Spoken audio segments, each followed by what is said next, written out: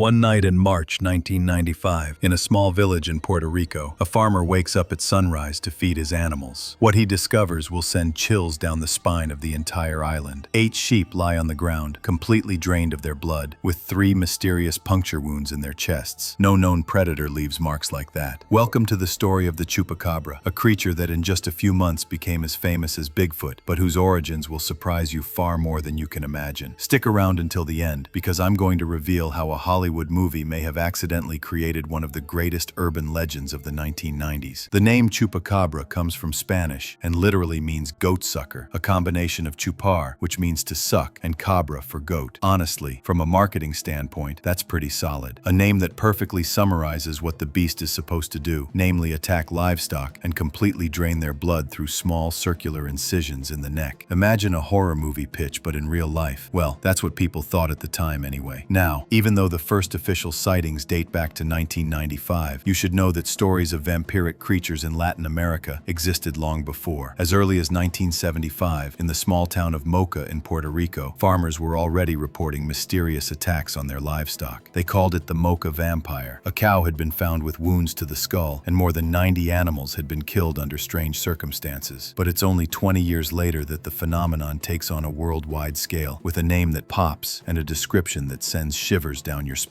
November 19, 1995 marks a turning point in the history of the Chupacabra. A woman named Madelyne Tolentino becomes the first witness to give a detailed description of the creature. She says she saw something totally terrifying from her window in San Juan, the Puerto Rican capital. According to her, the creature was about 4 feet tall, walked on 2 legs like a human, had huge red and moist eyes, a completely hairless alien appearance, and most importantly, spikes all along its back. Imagine a mix between a lizard, a kangaroo, and an alien from a science fiction movie. Shortly after, testimonies multiply. People swear they saw the beast jumping over trees, hovering in the air, or even climbing walls as if it defied gravity. By the end of 1995, more than 200 testimonies are reported in Puerto Rico alone, and it's estimated that over 1,000 animals have been found dead, drained of their blood. The entire island is in a state of panic. The Puerto Rican government even has to intervene and bring in biologists to investigate, because the fear is starting to seriously affect tourism. Nobody wants to spend their vacation in a place where a bloodthirsty creature roams at night. In March 1996, the Spanish show Christina broadcasts a report on the Chupacabra, and boom, the story goes viral on an international scale. We're talking about old-school virality, before the internet, but the effect is the same. Overnight, testimonies emerge throughout Latin America, Mexico, Dominican Republic, Argentina, Bolivia, Chile, Colombia, Brazil, and even in the United States, particularly in Texas and New Mexico. The Chupacabra becomes as famous as Bigfoot. In 1997, Brazil experiences an explosion of reported cases, with even a police officer claiming to have felt intense nausea after seeing a dog-like creature in a tree. There are photos circulating, but surprise, surprise, they're all blurry or considered fake. If you enjoy this kind of content, make sure to subscribe and hit that notification bell so you don't miss any of our upcoming videos on mysterious creatures and urban legends. What's fascinating about the Chupacabra is that its description varies enormously depending on the witnesses. At first, as I said, we're talking about a bipedal alien creature with spikes on its back. But over time, especially in the 2000s, testimonies describe more of a 4-legged animal, resembling a canid like a coyote or dog, but completely hairless with grayish skin and often physical deformities. Some attribute to it a forked tongue like a snake, protruding fangs, a hypnotic gaze, and even a pestilential smell that would linger in its wake. Basically, nobody really agrees on what exactly this creature looks like, which makes the story even more mysterious. So, does the Chupacabra really exist, or is it just an urban legend that got out of proportion? Spoiler alert, science has something to say, and it's not really kind to creature hunters. Several experts have looked into the phenomenon, and the conclusions are pretty unanimous. First, the most widespread hypothesis in the scientific community is that the so-called Chupacabras are actually just coyotes or dogs suffering from severe mange. Mange is a skin disease caused by mites that causes total hair loss, skin deformities, and gives animals a frankly terrifying appearance. A sick coyote with raw skin, bulging eyes due to pain and inflammation, and aggressive behavior due to hunger and disease. That indeed looks like a monster out of nowhere. Barry O'Connor, an expert from the University of Michigan, actually confirmed this theory after examining several carcasses supposedly of Chupacabras. Result: sick coyotes. End of story. Second, Benjamin Radford, a science journalist and deputy editor of Skeptical Inquirer magazine, spent months investigating the phenomenon. He published published a book in 2011 titled Tracking the Chupacabra, in which he completely debunks the myth. Radford discovered several fascinating things. First, the animals supposedly drained of their blood actually had normal blood levels during autopsies. Next, Puerto Rico is a small island, and it would be very difficult for such a voracious creature to remain hidden for so long without ever being captured or killed. But the clincher is when Radford looked into the testimony of Madelyne Tolentino, the one who gave the first detailed description of the Chupacabra. And here, pay attention, this gets really interesting. Radford noticed that Tolentino's description matched almost exactly Syl, the alien creature from the 1995 science fiction film Species, released just a few months before her testimony. Syl is a human-alien hybrid with large spikes on its back, a reptilian appearance, and a hypnotic gaze. When Radford confronted Tolentino, she even admitted to having seen the film shortly before her observation and stated that the creature in the film really resembled the Chupacabra she had seen. Troubling coincidence or subconscious inspiration? What do you think? Lauren Coleman, director of the International Cryptozoology Museum, points out that the release of the film Species in Puerto Rico coincides exactly with the explosion of the first testimonies. If you compare images of Syl with the first descriptions of the Chupacabra in 1995, the spikes on the back are absolutely undeniable. There's also a somewhat more far-fetched theory that deserves to be mentioned. Some believe that the Chupacabra would be linked to secret government experiments conducted in the El Yunque rainforest in Puerto Rico. The town of Canovanas, where the first testimonies took place, is located just a few miles from this forest, which houses a research center. Others suggest it could be rhesus monkeys escaped from laboratories in the 1930s, or even a genetically modified vampire bat. Well, here we're clearly entering the realm of conspiracy, but it's part of the folklore. Bill Schutt, professor at the American Museum of Natural History in New York, also brings a crucial element. According to him, animals that feed on blood in nature, like vampire bats, take blood from the surface of the skin by making small superficial incisions. They never pierce the jugular vein to completely drain an animal. That would be totally ineffective and dangerous for the predator itself. So the idea of a creature that would completely drain a sheep or goat of its blood through a puncture in the neck, that simply makes no sense from a biological point of view. Now, let's talk about how the Chupacabra invaded popular culture, because honestly, this creature has become a real star. As early as 1997, the cult series The X-Files aired an episode titled El Mundo Gira, where Mulder and Scully investigate a man who believes he has become the Chupacabra. The following year, Mulder even references the creature in the episode Bad Blood. The series clearly contributed to popularizing the myth with English-speaking audiences, but the Chupacabra doesn't stop there. In 2001, the series Charmed dedicated an episode where the three sisters allude to the creature while searching in their book of shadows. The Japanese anime Negima, aired between 2003 and 2012, actually integrates the Chupacabra as a recurring character, with even a research group formed to track it down. Scooby-Doo also got in on it with the special episode Scooby-Doo and the Monster of Mexico in 2003, where the gang visits a friend in Mexico to celebrate Day of the Dead and comes face to face with the Chupacabra. Obviously, in the end, it's just a guy in a costume, as always in Scooby-Doo. On the cinema side, the Chupacabra has inspired a ton of movies, most of them low-budget productions but with their charm. We can mention Chupacabra Terror in 2005, where a cryptozoologist captures the creature on a Caribbean island and brings it aboard a cruise ship, which obviously turns into carnage. Mexican Werewolf in Texas, released the same year, tells the story of a Mexican werewolf terrorizing a small Texas town, except it's actually a Chupacabra. In 2013, Chupacabra vs. the Alamo features Eric Estrada, yes, the one from the Chips series, playing a DEA agent fighting a pack of Chupacabras in the famous Alamo Fort. It's as ridiculous as it sounds, but apparently it's entertaining. More recently, Netflix released a family film in 2023 titled Chupa, directed by Jonas Cuarón. The story takes place in 1996 and follows a young boy who discovers a baby Chupacabra in his grandfather's shed in Mexico. Unlike horror films, here the Chupacabra is presented as an endearing creature to protect. The film was fairly well received and introduced the legend to a new generation of children. There was also The Legend of the Chupacabra, available on Netflix, a Mexican animated film where a group of heroes must prevent the creature from wreaking havoc. In literature, the Chupacabra has also found its place. Writer Roland Smith devoted an entire volume of his Cryptid Hunters series to the Chupacabra in 2013, a young adult adventure novel that blends science and action. Stephen Graham Jones, a highly respected horror fiction author, wrote Mongrels, a novel that explores themes of the border between the United States and Mexico, And of course, the Chupacabra plays a symbolic role. Benjamin Radford wrote his investigative book, Tracking the Chupacabra, that I mentioned earlier, and there are even children's books like El Chupacabras by Adam Rubin, a bilingual Spanish-English book that tells the story in a humorous and educational way. The Chupacabra has also invited itself into video games. There are games like Chupacabra, Survival of the Fittest, an indie game where you play as the creature and must survive while avoiding hunters. Goat Simulator even has a humorous expansion with a Chupacabra mode where you play as a mutant goat. Horror games like Chupacabra Terror and Cryptid Hunter Chupacabra offer darker experiences focused on survival and adventure. Even board games have their Chupacabra version. The game Horrified, American Monsters includes the Chupacabra among the legendary American monsters that players must face. There's also Chupacabra Survive the Night, a fast-paced dice game where you must protect your livestock from the creature. But if the Chupacabra has become such a pop culture icon, it's also because it symbolizes something deeper. This creature represents the fear of the unknown, the anxiety in the face of economic and social changes that affected Latin America in the 1990s. Puerto Rico was going through a period of major transformations between modernization and preservation of rural traditions. The Chupacabra became an outlet for these tensions, a way to give a face to diffuse fears that are difficult to name. It's also interesting to note that the Chupacabra shares similarities with older creatures from Mesoamerican mythology. The Maya venerated Camazotz, a bat god associated with death, night, and sacrifice, who lived in the underworld of Xibalba. Camazotz means death bat in the Quiche language, and this deity was often represented with vampiric traits. Some researchers suggest that the Chupacabra could be a modern reinterpretation of these ancient beliefs, proof that myths never really die. They simply evolve with their era. What's fascinating is the Chupacabra effect, a phenomenon recognized by cryptozoologists. It's when people who spot an unknown animal immediately call it a local cryptid, even if the description doesn't really match. For example, since the appearance of the Chupacabra in Puerto Rico, completely different creatures all over the world have been called Chupacabras just because they were strange or unknown. It's become a catch-all term for anything that seems mysterious and scary. So, final verdict, does the Chupacabra really exist? Honestly, all scientific evidence points to no. The analyzed carcasses turned out to be known animals suffering from diseases. The testimonies are largely influenced by popular culture, particularly the film Species. And from a biological point of view, a creature that would feed exclusively on blood by completely draining its prey would simply have no chance of survival in the long term. But does that make the story less interesting? Absolutely not. The Chupacabra has become a modern legend, a 21st century myth that shows how stories are created, spread, and evolve in the era of globalization and mass media. It's a perfect example of how our collective imagination can transform ordinary events into something extraordinary. The beauty of urban legends like the Chupacabra is that they remind us that the world still holds a bit of mystery, even in our era where everything is supposed to be explained and rationalized. They feed our need for wonder and thrills. And seriously, a world without the Chupacabra would be a little less fun, wouldn't it? So there you have it, the story of the Chupacabra, from its mysterious origins in Puerto Rico to its total domination of popular culture. A creature born from a mix of fear, imagination, Hollywood cinema, and probably a few really unlucky coyotes. If you enjoyed this video, don't forget to like, share, and tell me in the comments if you believe in the Chupacabra, or if for you it's just a nice story. And if you want to discover other urban legends and mysterious creatures, stay tuned, because I have plenty more incredible things to tell you.